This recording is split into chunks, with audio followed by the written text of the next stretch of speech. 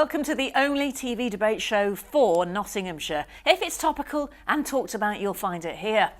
Four leading figures from Notts are waiting like coiled springs to get stuck into some lively interchange. So let's say hello to Jill Evenden, who is the founder and managing director of EBS Chartered Accountants from the Park. Welcome Hello. to you. Reverend Clive Foster is a senior minister at Pilgrim Church in the Meadows and hate crime advisor.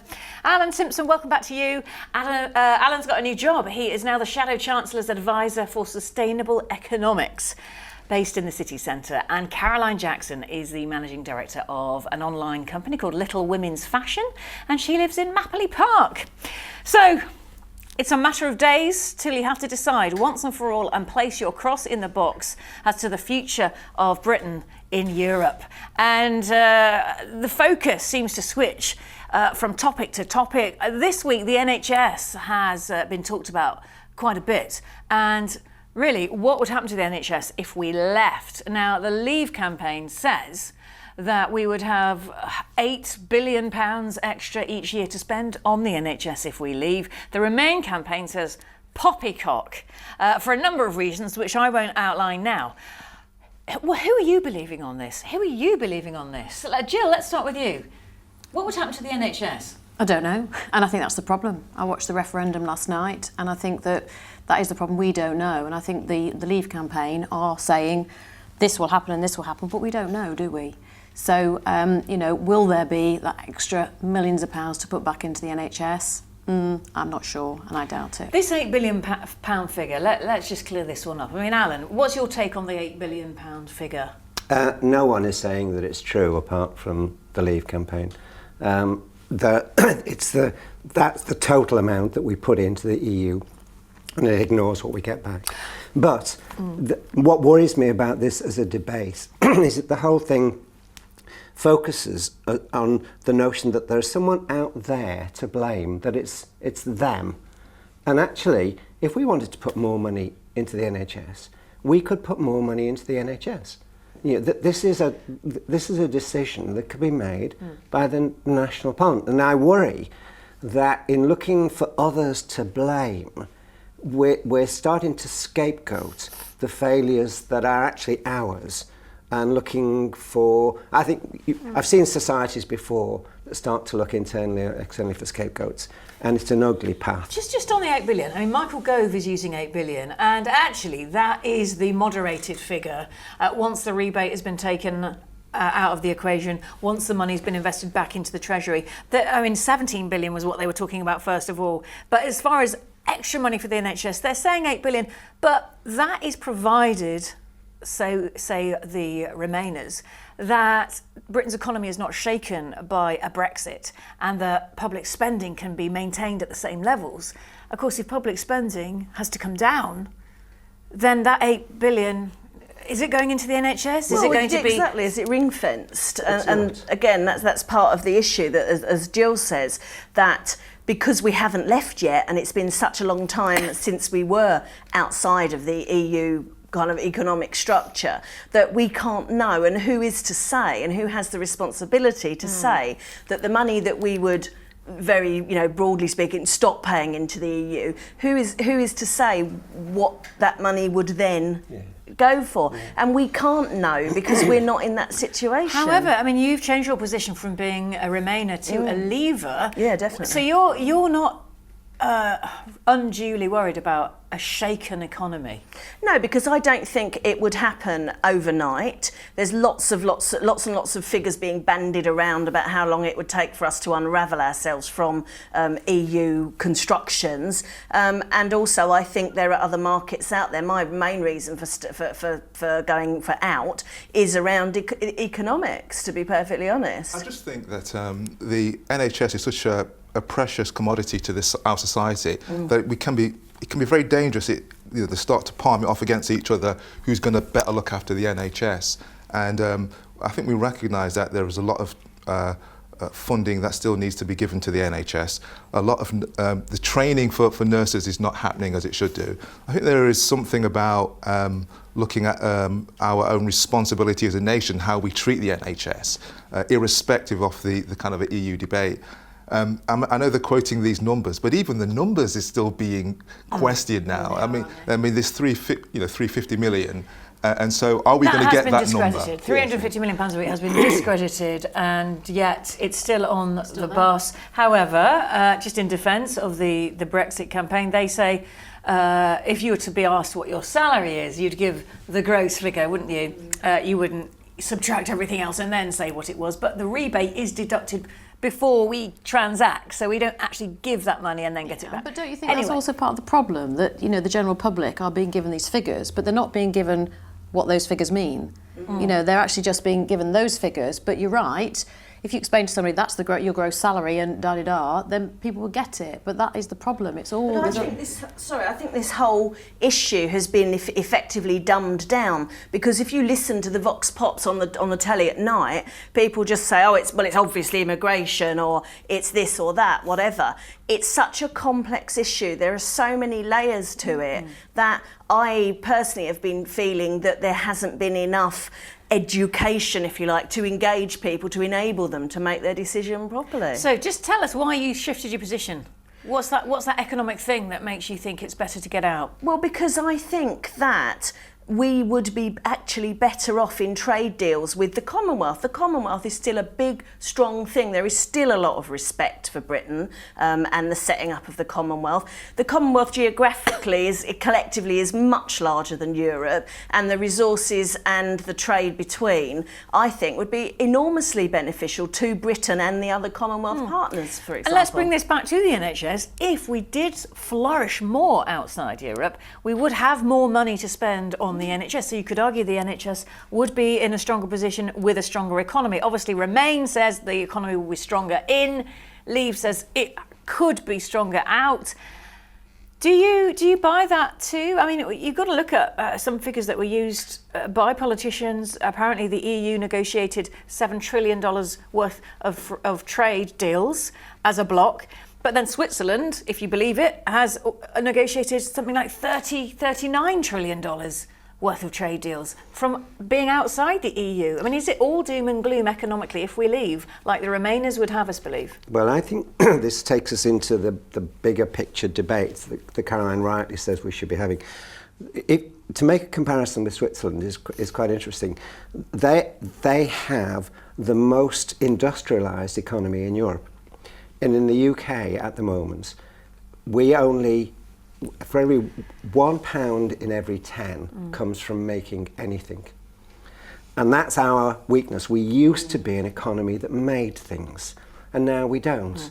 And so... But we offer services, don't we? We are a nation of offering services. But that is not, but we're not going to shop our way out of the next recession. And that's the problem is how, if you want to do things that rebuild a more viable long-term economy, you've got to change the ground rules. And in or out of the EU, our problems are us. I think there's going to be a risk factor and an uncertainty factor if we decide to leave. With the particular around the NHS, I mean, I think it's really important that we understand that we take real control and ownership in terms of continually to sort of fund that and sustain that. Every independent survey is saying that financially, that if we come out, there will be an initial kind of economic shock. Yeah. That's going to have an effect on how we live. That's going to have an effect on our services. And we are in a time of austerity, aren't we? It's not like we're doing this from a neutral financial position. We are up against it. There are bills to pay, aren't they? Is now the time to be taking a risk like that? Well, I don't think it's a choice. Well, I suppose it is a choice in terms of the referendum. Cameron has to do something on his watch because he committed to do so. That's the driving force behind this EU referendum. We're still not sure in terms of how the Commonwealth countries will respond as well. We're talking about negotiating with the Commonwealth and seeing that as an option. Who knows how they would respond? Financial services. I mean, this is your strength. How important is being in the EU to our position as a nation that can thrive and flourish and bring money into our country through financial services? I think it's very important. I mean, you heard the head of JP Morgan, didn't you, this week, saying that if we go out, he's got to get rid of 4,000 people. So those 4,000 people, I would imagine they're going to be voting because they're allowed to use the UK as their hub to sell. So so banks are allowed to come and use UK as their So hub. London has become a capital, hasn't it, for But they're also financial JP Morgan, services, one a of European the capital. biggest. I mean, we're talking local and national, but they're one of the biggest employers down in Dorset. So it's Bournemouth. So it's not just London. But that's financial services, and I'm obviously in the world of accountancy, and a lot of our businesses deal in Europe. So I don't think we'd fall off a cliff forever, because I think we're pretty robust and we'll recover. But I think initially there will be people that suffer and people that deal. The pound will fall, won't it? Well, I think the pound will fall initially. It will recover, but there may be people that suffer as employers and companies that suffer in the first couple of months. Doesn't this worry you? No, not at all. It really doesn't. We're stoic. We have Dunkirk spirit. If it is, there will be change. Change needs to be managed and handled. Nothing's going to happen instantly. Let us imagine that the referendum for me is a success, and we say ta-ta Europe.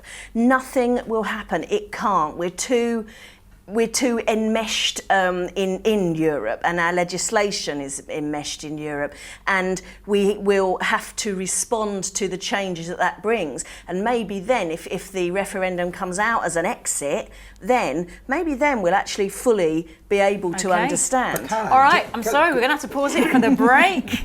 So much more to talk about this week on the Notts TV debate. Don't go away, back in a few minutes.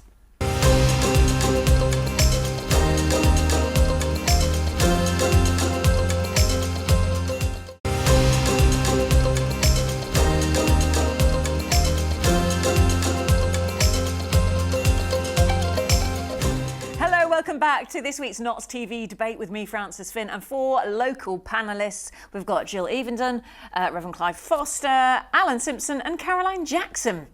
So let's talk now about Nottingham and cleaning up its air. You may know that Nottingham is in the bottom 10 when it comes to cities and air pollution. So the City Council's come up with an idea. It's consulting on having an eco-expressway. It's a bit like a bus lane, but this lane would be for electric cars, low emission vehicles, gas and electric buses, and you'd get to use this lane that would go through the centre of Nottingham out towards the A612, so Manvers Street, Daleside Road, Vale Road, out towards Colic. Now, do we have room on our already congested streets to be creating extra lanes? Is this what we need now in Nottingham? Or sometimes you've just got to take the hit, haven't you, to improve life and be greener? Clive, what do you think? Well, I think we've got to look at the future in terms of how we best use efficiency around fuel and economy. And so this seems to be an area that, as a city, we're tapping into and looking at that. It may be a starting point, but I think there's always been gridlock when we start to kind of change our streets in terms of whether it was the tram or bus lanes and so forth. It's an inconvenience, but as a city and as a country, I'll be saying we need to be looking at other forms of using energy to drive transport. I guess this is a way of incentivising people to do that, though, isn't it, too? It's like, we have electric cars. OK, they're a little bit expensive at the moment still. Mm-hmm. There aren't a great deal of charge points compared to filling stations. But if you get a perk from using your green vehicle, then, is that a good thing? It's the right way forward? Yes, I think it's the right way forward. I think it's the right way forward to have, whether the one lane would work in the city of Nottingham, there's not much room, is there? But yes, I think it's the right way forward, as Nottingham's doing all the cycle lanes. Alan, you are an eco-campaigner, I suppose, aren't you? I mean, your expertise is in sustainability, green energy and so on. What do you think of this?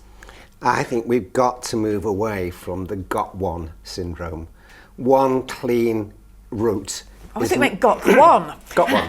It's going to look lovely, this green eco expressway. Yeah, come on. It's like, the Big Chief I Spy, but you get one of what's happening in other countries and in other cities is to develop completely fresh thinking about how whole cities work. And Norway has just decided last week that there will be no fossil fuel vehicles on sale in their country by 2025. All will have to be replaced by clean vehicles. That's only 9 years away. Absolutely. Sweden will have replaced the entirety of its public transport vehicles. That's buses and fleets, public sector. What's the population of Norway, though, in comparison to ours? I don't know, but... But I would imagine it's a far But- maybe a far simpler thing to do. Okay, but Ontario has done the same in a 5-year program.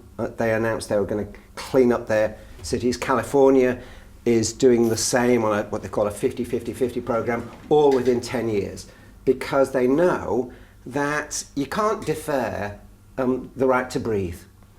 If you've got air pollution and it's causing avoidable excess deaths and ill health, you have to do something comprehensive about it.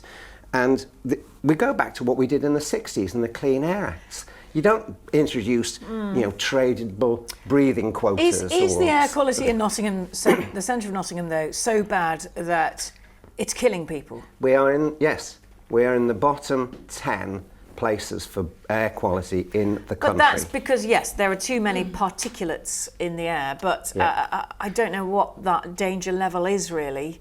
We can be in the bottom 10, but what does that mean? I think it's something like twice the European. I mean, it's not ideal.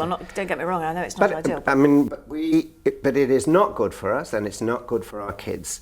And if we want to pass on something that is worth having, it has to be a healthy environment. And Nottingham has to think more than a single lane, but so does the country. I mean, at the moment, we moved on from the EU, but the EU was just trying to put together a clean air directive that will cut deaths from air pollution in half. Okay. And the UK is watering it down. So it's what you're saying, Alan, actually, is despite the fact that you admire, the thinking, the long-term goal behind this, it's not the way to tackle it. No, absolutely. You have to have citywide, whole area plans. And you talk with vehicle manufacturers, and the manufacturers of clean vehicles will have their own ideas of scripts which will deliver jobs and skills and clean, breathable air as well. Do you think one lane, though, realistically, and I'm not saying you agreed with it necessarily, one lane is that a SOP? Is it because we want EU funding? I kind of feel that Nottingham, in my experience and having lived in many other cities and rural areas, Nottingham is brilliantly served with public transport. So a big stick approach. I don't have any knowledge or understanding of what the council's energy sustainability policy is. Stop the cars. Just stop them. I live just off Mansfield Road, and we walk up in the morning with my son to school. You cross Mansfield Road, it's gridlock, and yet there's a bus lane with lots and lots of buses from all of my side of the city, the north side of the city, coming in. Maybe Why a bit are these people simplistic in though, cars? because people have got to go in the city. I work in the city and I have to go out and see clients. So I don't have the time to drop my son off at school and then get a bus, then get into town and then think, I've got a meeting at 2:00. I've got to get another bus, another taxi. People do need their cars. I mean, I think something like, car sharing or initiatives would be, because you do see a lot of cars coming into the city with just one person in. I think it's to do with the kind of what value is this really going to bring to the city or to that area. The value with regards to how we transport people, the value in terms of it being more efficient for the city. And so I think we have to be clear in terms of measuring what is the value this is bringing. There was quite a bit of opposition when the tram was first thought about. Do you mean economic value? What value do you mean? Economic in terms of, does it, bring more jobs? Value in terms of, is it bringing the kind of a new best kind of service and technology with regards to transport? The thing with the environment, Alan, is that the dollar isn't king, is it? That's the problem. It might actually cost us money to achieve these aims for the benefit of our lungs, our health, sustainability. No, that's not true, friend. The great example on this for me is the tram, and I love the tram, but Nottingham's twinned with Karlsruhe, and the city councillors went out to look at Karlsruhe because their city council had looked at exactly the same problems that Jill was flagging up, and they said, we're becoming gridlocked. We need a different plan. So where do we want to be in 10 years' time? And they mapped out a citywide tram network. And that's what they then went on to build. Nottingham struggled for years to get permission to build line 1. So we think in fragments. And if you say to the Germans, well, this cost you a lot of money, they say, where are the jobs? The jobs are here. Where's the skills? They're going to our kids. And where do they those Yes. people with jobs pay their taxes. I'm here. not saying So that it would always cost the us money, money but I'm go saying round. the driver isn't financial gain, is it? The driver is, let's clean things up, let's be sustainable, and let's make it. But let's move it around. Yeah. How will the city move in 10 years' time? That's what they ask. Whereas we ask about fragments. And Yes. fragments are not going to give us answers to any of the big problems going forward. All right, interesting. I just want to move us on now to talk about a car, but with a very different focus to this story. There was a toddler. It was stuck inside a car for half an hour, and this was in Newcastle. And the parents had gone shopping. It was a hot day. 25 degrees Celsius was the temperature recorded inside the car, and the child was then broken out of it by emergency services, treated for dehydration and heat stroke, and the parents have been cautioned and advised against that kind of behaviour in future.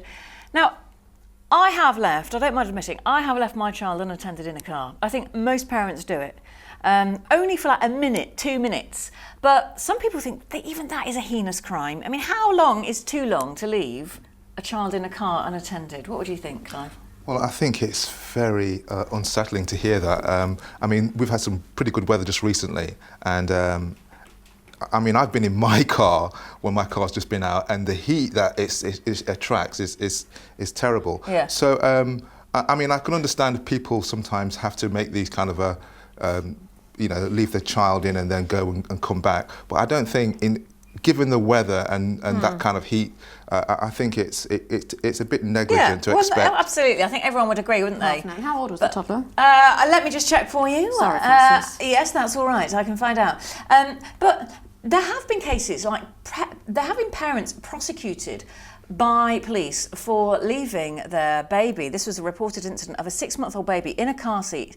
The father had to get it some medicine because it was poorly. It was looking after the kid on his own. Popped into the pharmacy to get the medicine, popped back into the car to find a police officer prosecuting him for child neglect. Now, is that child neglect? What would you do? It was 1 year old, by the way. What would you do at a fuel station? If you Yes. just filled your car up Well, I and you've guess got you'd have your to- exactly, I mean, toddler or baby sitting in the back, presumably, obviously, well strapped in Yes. in their car seat or whatever, are you supposed to take them out to go and? But No, you're required to leave them in the car at a filling station. Are you? Oh yes, because you can't have them wandering around dangerous, the filling station. But actually, in principle, Fran, it's wrong to leave them. You wouldn't. You'd never leave yours. No. You'd always unstrap, take out, pop Yeah. them on your hip, do your See, quick if you'd- bread, Yeah. milk. Yeah. And you Well see, done. Rush, what happens when, and I've been in this situation, when you're struggling for time to get from A to B and you need bread and milk, and actually to get a child out of the car seat in the shop, and in the case of my son, to find him at the other end of the shop Running because he's riot. legged it, Yeah. running riot, Out the picking up automatic something. doors. Yeah. Yeah, so that's my son. Yeah. And you think, I'm going to be 2 minutes, I've done it. So I think there's But let's not reasonability. forget, I mean, wasn't it Vauxhall that recalled some cars that were spontaneously combusting? Glove box On the- explosions. on the heat Who knows thing- what could go wrong? on the heat thing, Okay. if it was your dog, you would be fined. Indeed, Yes, but on the heat thing, indeed. that's And so different, and these half an parents hour's were different cautioned as as well, well. isn't it? It's We'll take a ridiculous. short break and come back with more Knots TV debate.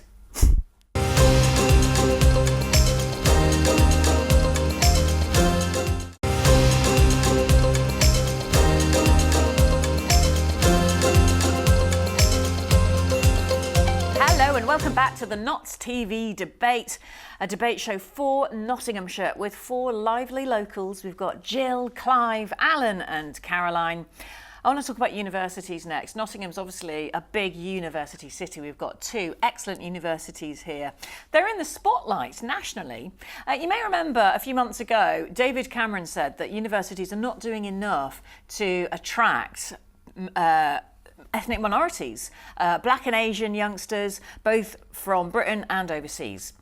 Well, this week there's been some analysis of data that says actually we're looking at the wrong group here to think about whether there's any discrimination or a closed door approach to them. 34% of British Asian girls who have free school meals go on to university. When you look at the black community, 19% of black boys who have free school meals then go on to university. But when you look at white kids, it's only 9%, which is less than a third of Asian girls. So, I mean, Clive, no one's saying let's not make it attractive and encourage aspiration in black kids or Asian kids. But what's going on with the white working classes? Well, I think when you compare it against the BME community, you've got to realise you're talking about the minority of a minority. So it's really important. I think we accept and we recognise that in our society, education is such a liberator. It's really important. And it's important for all communities to have the opportunity to, receive a good education. So I think that you could relate this potentially to perhaps it could be poverty, deprivation. Some of these things do affect in terms of households, in terms of their aspirational levels as well. And so that may be a factor. I mean, culturally, is there something here in the sense that, I don't know, I've got to be careful. It's easy to stereotype, but you see often in Asian families quite a focused, we can do this, like the entrepreneur sort of spirit that's there. The fact that being clever is applauded and is something that isn't the kids aren't made to feel embarrassed about being clever. Like often you can be made to, you can be picked on, can't you, for being a bit of a swot or a geek. Whereas in some cultures that doesn't exist. But do we know whether they're not going on to do more vocational studies, apprenticeships? Because the university, I mean, yes, I went, but I don't think it's the be all end all. We do apprenticeships in our firm, and I think they work wonderfully for some. So I don't just worry about the statistics, that's all. Yeah, I mean, the underlying presumption here is that going to university is the best thing, isn't it? I mean, what do you think? No, it's not appropriate for everybody. I don't know, I think that for children and young people there are two major influences. That's the parents, guardians at home, and it's the educational establishment that they attend, regardless of their colour or their culture. And I think that if the schools are doing their job and identifying the capable, the able pupils, the ones who are ideal for university, shall we say, as long as they kind of get the same message at home, and I instinctively feel that perhaps there is a lack of aspiration in the home that then feeds through to the child, that then affects their performance at school. I'm sure that's far too simplistic, but that's instinctively why I think there's an issue. But you think that everybody should go to university? No, not at all. I think that it's important for the educational establishment to identify those who have that kind of mindset, that bent, that possibility. No. But then if that's not reflected at home with support in homework and and encouragement, then I think there's the hope disappears. But no, absolutely not everybody's suitable for university, and university shouldn't be something that's used to keep people off the dole queue. Yes. My mum and dad used to joke that I was the first member of our family in 500 years who ever got to university. Yeah. But I went on a full grant. Mm-hmm. And one of the things that is really scary about where we are now is the number of people coming out of university with monumental debts.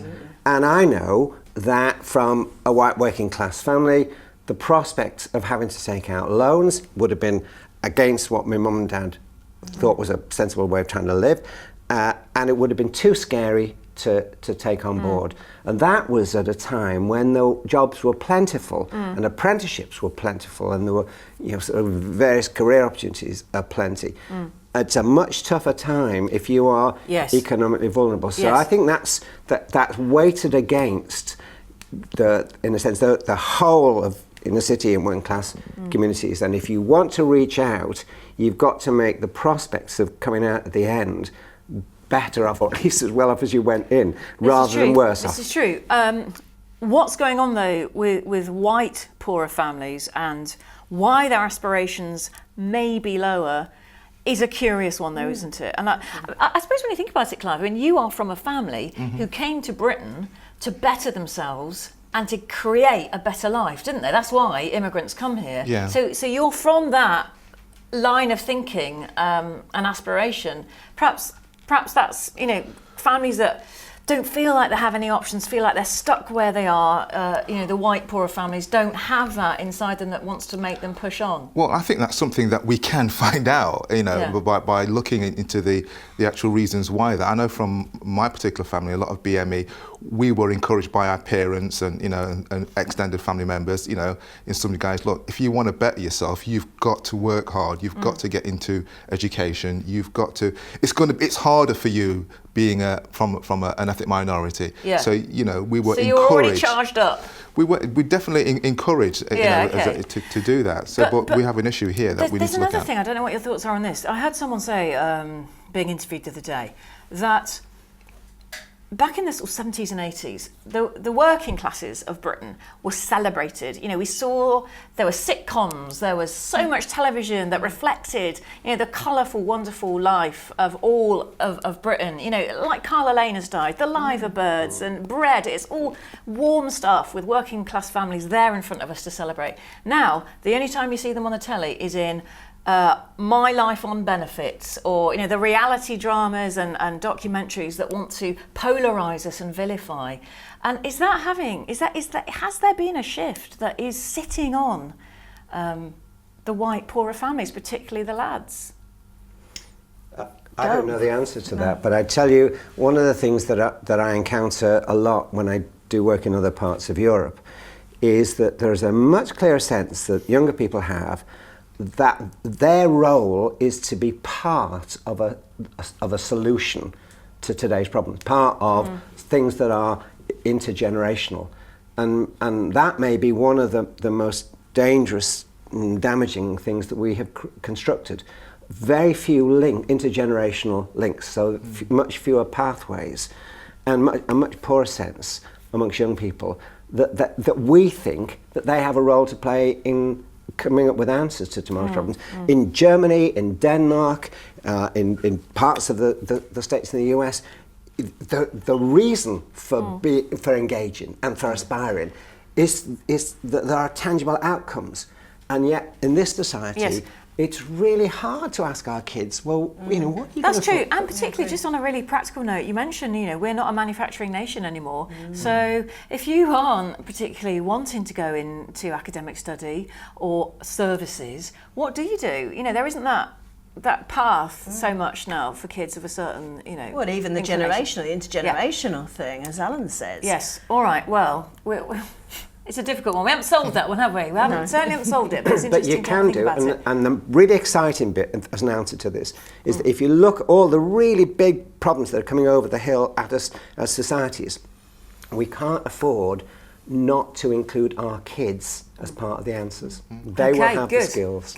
Good words to move on from. The Euro 2016 Championships are upon us, and they are happening in France. France is still in a state of emergency after the terrorist attacks only around 9 months ago. The Stade de France, a central part of that, of course. So, given the fact that there are some 13,000 police officers and security officers on duty, parading and paroling around the grounds, is there a point at which you say, this is too risky, let's have it somewhere else? These attacks were 9 months ago. Should a decision have been taken, or are you happy? No. Would you be happy to go over there now? And yes, we all live with it now, don't we? I mean, I think everybody lives with the threat. So, why not? And also, you pick up the news this morning, and it's not a terrorist. There's unfortunately there's a couple of Brits that have been arrested, haven't they, for getting into trouble. Our hooligans are posing more of a risk to safety. And you think, well, yeah, but Francis, that's kind of... it's awful. It's awful. You pick up and you think, it's embarrassing, and the police that actually should be protecting what's going on having to deal with that. So... I think not going or moving the event gives in, actually. Yeah. And that's exactly what perpetrators of terror want.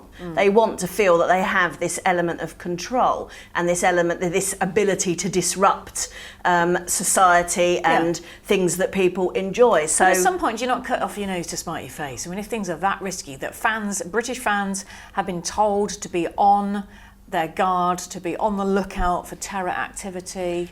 I agree with Caroline. I think we do have to operate in the world that we're in, and unfortunately, we do have to be much more vigilant with regards to our safety in open spaces, given what has happened in France.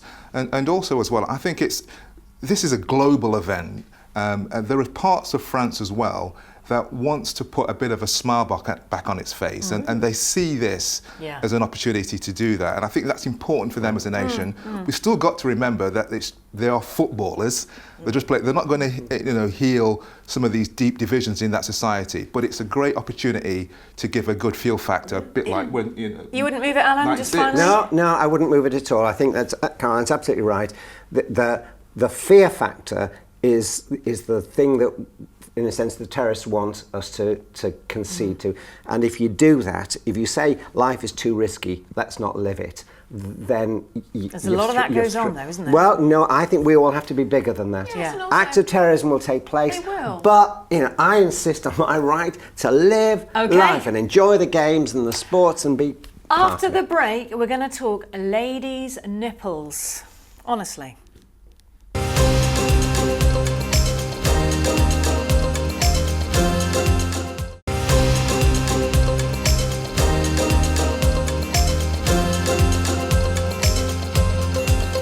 Hello, welcome back to the Notts TV debate. I'm Frances Finn. My panellists this week, Jill Evenden, Clive Foster, Alan Simpson and Caroline Jackson. And if you'd like to chip in and do it on Twitter, use the hashtag NottsTVDebate. Always good to see what you're making of this show and what our views are. Now, bet you'll be interested in this one. Ladies' nipples have been the focus of a debate again this week. Did you know there was a campaign called Free the Nipple? Well, the campaigners have been out bearing breasts on Brighton Beach this week. It's all about the laws that exist, or the rules, for taking part in social media. On Twitter, you're not allowed to show images of a woman's nipple. And that's so that, our timeline, if you're scrolling through, is not subject to images that you wouldn't be happy for your family to see. Same with Facebook. But there are many women that object and say, well, why? Why can we have a man's nipple and not a woman's nipple? In fact, they're saying things like breasts have been sexualised, and the point of this campaign is that they don't have to be. They even say it makes no sense for social media to ban women's nipples but to allow men's. Now, I'm confused. I'll be honest, I am confused now about what you're supposed to think and what you're not supposed to think about women's bodies. You're not allowed to objectify them. You're not allowed to have images of them to look at. But now the women are saying, we want our images all over social media. I don't, someone help me here. Someone help. What's the thinking behind it? Do you get it, Jill? No. No, I don't get it. I wouldn't want to bear all, thank you. But, I think they've a right to bear all if they want to on a beach in Brighton, if they're allowed to, unless it's indecent. But on social media, no. I think we've got enough problems on social media. I think we've got enough problems with images. Yeah. I mean, what they're saying there, Caroline, is that their breasts are not a problem. They exist. They're real. Yeah. Get over it. That I have to and say, they're not I just differ. There for the pleasure of men. No, exactly. They're actually there because they exist for a function. Physiologically, they are there for a reason, and their body, a woman's body, when it's controlled, its imagery is controlled and manipulated for pleasure or vicariousness, whatever. Yes, that's a problem. But I don't see why the fact that a woman has breasts naturally, I don't see why that's an issue. I really genuinely don't. If a woman wants to be naked, or not naked, wants to be topless on a beach or at a festival or whatever, that's absolutely her right. This is not about that. This is about campaigning to allow images of them topless to post them on Twitter. Well, why not? They exist. They're real. And if you are in control of your social media presence or whatever... So would you advocate relaxing the rules on nudity and saying it's okay for women to be walking topless through Nottingham Market Square? Yeah. You would? Why not? Wowzers. Yeah. Would you agree with that, Clive? I don't think I would, instinctively. I think, obviously, people have choices and so forth, but I think one of the things... We're talking about what women are saying as well, and it's really important that what we've become aware of, there has been a lot of misogynistic treatment towards women as well. And so I think we just have to be very careful in this kind of society that we have. People, obviously, to have certain freedoms, which we're entitled to, but I just think we've got to be very careful that we are not creating something even more so really to give people the opportunity to use misogynistic intent on people. We're fundamentally a patriarchal hegemony, aren't we? Everything is in our society is dictated to by kind of like male rule, the male gaze. It's about time it wasn't. But breasts are a secondary sexual organ. So, for instance, if I touch Clive on the shoulder, he touched me on the shoulder, that's fine. If Clive was to reach over now and that would be an issue, because this bit of the body is different to this bit of the body. Don't you agree? For male and female. So why have them as a neutral part, like a hand, a foot, a shoulder? Neutral. They're not neutral, are they? They're not sexually neutral. Is you know, we're putting images on, and images and social media and things that go on with kids looking at, and I just think for social media, the question you can ask is, where does it stop? Exactly. You know, in terms of where does it go, and it becomes more. It starts becoming, you know, really unacceptable in terms of we can put anything on there. Yes. You're very quiet so far, Alan. Well, I think women's bodies are fantastic, but I think that they belong to the woman. And what we have to address is the extent to which the right to own her own body has actually been taken in society, and we've been handed to a very overly sexualised male sense of what women are. And the problem is what we're doing with our lads, really, and reducing women only to body parts.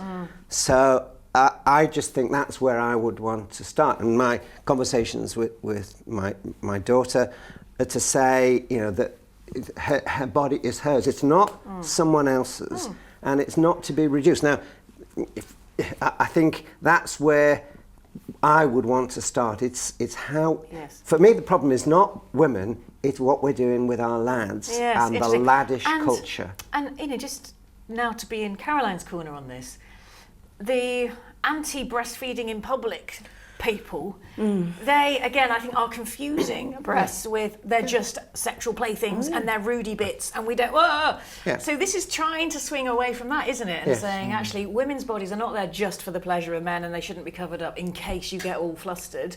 But I just wonder whether the Free the Nipple campaigners are just shooting themselves in the feet a bit by getting it all a bit confused as to... But it's difficult because you take a couple of steps back and think there were some really important campaigns that I think have been fought in relation to page 3 images, which never did seem to include men.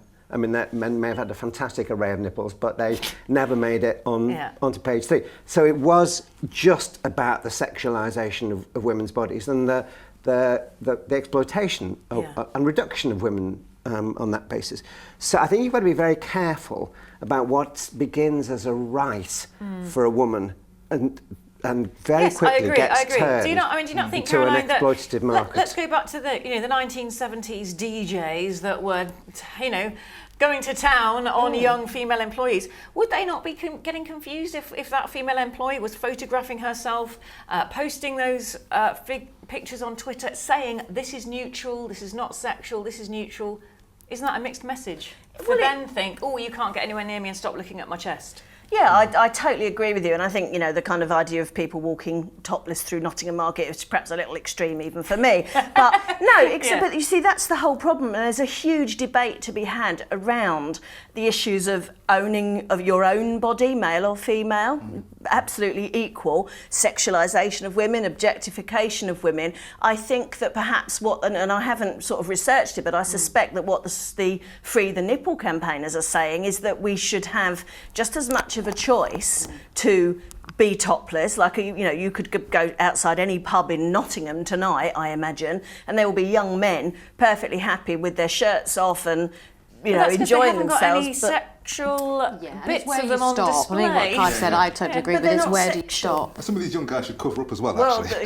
Exactly. That's good stuff. Yes. It's such an interesting topic, I think. It really is. And and how the goalposts have shifted quite rightly in terms of what's acceptable and what isn't, and where we take this, where the resolution of it. The debate is a fantastic marketing opportunity for Caroline to say, actually, look, you're much more interesting wearing my underwear. Actually, no, because like I say, you shot yourself in the foot there too. No, don't wear any. Don't wear any. Just go through Nottingham Market Square with none on at all. I think in the middle of this is it's social media, and there's a real element here in terms of how we manage things around social media, hate speech and so forth. And that is something that we need to get more of a control on and a more of an understanding. Once you allow female nipples on, let's say, Twitter, Snapchat, Instagram, surely then it's just an advertising board for people who want to sell themselves, who, I mean, they can, we might think it's fine just to have someone demonstrate how to check yourself for lumps.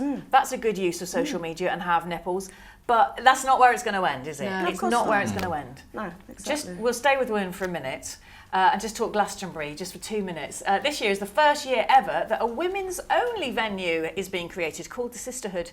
Presumably this is for women to go and enjoy themselves without feeling they've got to be looked at or be pressed up against a man in a packed tent. If there was a men only venue like Murfield's Golf Club, we've talked about that. We'd be outraged. But I mean, is it different for women? We've got safety. Is it about the powered and the disempowered? Has anybody ever been to Glastonbury? No, I've been. I mean, it was many years ago. ago, but it's the most wonderful event. And I went in the year 2000. There's a song there, isn't there, somewhere? But I went, and it was a friendly environment. Yes, people were drinking and having fun. But so I don't think it's a safety thing. No, I think it's that they just want it. You're going to a festival and you know what the deal is. You must know. I've not been to a festival, but you must know that there's going to be a crowd of people that jumping. I've been to concerts, jumping up and down, going woo when their favourite band comes on. You're not surprised by that. There's healing fields already at Glastonbury, so there's already an area where you can go and chill out and lie down. They if you organise want it, to. and Emily Evis organises it as a woman. Maybe she just thinks, I enjoy girls' nights out. I enjoy being with girls. Let's have a girls' only bit.